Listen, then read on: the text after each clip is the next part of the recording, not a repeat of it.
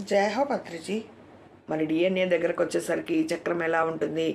4వ ప్రోగు డిఎన్ఏతో కనెక్ట్ అయి ఉంటుంది. మనం చక్రాల గురించి అంతకుముందంతా చాలా తెలుసుకున్నాం. మరి మనం ఈ అద్భుత సృష్టిలో డిఎన్ఏతో చక్రాలు ఎలా కనెక్ట్ అయి ఉంటాయి అనేది తెలుసుకుంటూ ఉన్నాం. దీని ద్వారా మన మూలం నుండి ఏదైతే ఫీల్ అవుతున్నామో, మనము రాధాకృష్ణ తత్వం, జీసస్ తత్వం, దీనినే ప్రేమ అంటాం.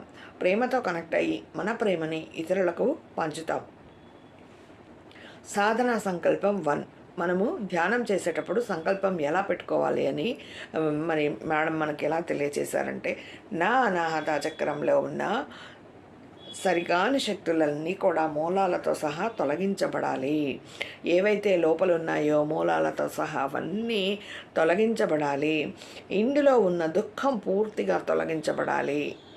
ఏదైతే మనం దుఃఖపడుతున్నామో అదంతా కూడా వెళ్ళిపోవాలి. నేను ఏ ఆత్మస్వరూపానికైనా దుఃఖాన్ని కలిగించి ఉంటే ఆ ఆత్మస్వరూపులందరూ నన్ను క్షమించాలి. దీనికి సంబంధించిన కర్మలు ఏవైతే ఆ కర్మ ముద్రలు లోపల నిద్రాణంగా ఉన్నాయో వాటన్నిటినీ వెలికి తీసి మూలాలతో సహా నా నుండి తొలగించబడాలి. సాధనా సంకల్పం 2. రెండవది, మరి నాలో అంతర్గతంగా దాగి ఉన్న విశ్వశక్తి అయిన కరుణతో ఉన్న ఆ ప్రేమను ఇంకా అభివృద్ధి చేసుకోవాలి. అన్కండిషనల్ లవ్ని ఇంకా అభివృద్ధి చేసుకోవాలి. ప్రతి ఒక్కరి మీద ఆ ప్రేమను పంచుతూ ఉండాలి. నా హృదయం ప్రేమతో నిండిపోయి దానిని ఇతరులకు మనం పునఃప్రసరణ చేయాలి.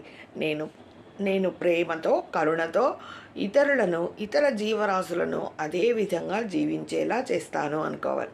మనం చూడండి, మనం ఎప్పుడైతే అన్కండిషనల్ లవ్తో ఉంటామో మన ప్రేమని ఇతరులకు కూడా సులభంగా పంచగలుగుతాం. ఇది ఈరోజు. మరి రేపు విశుద్ధి చక్రం గురించి తెలుసుకుందాం.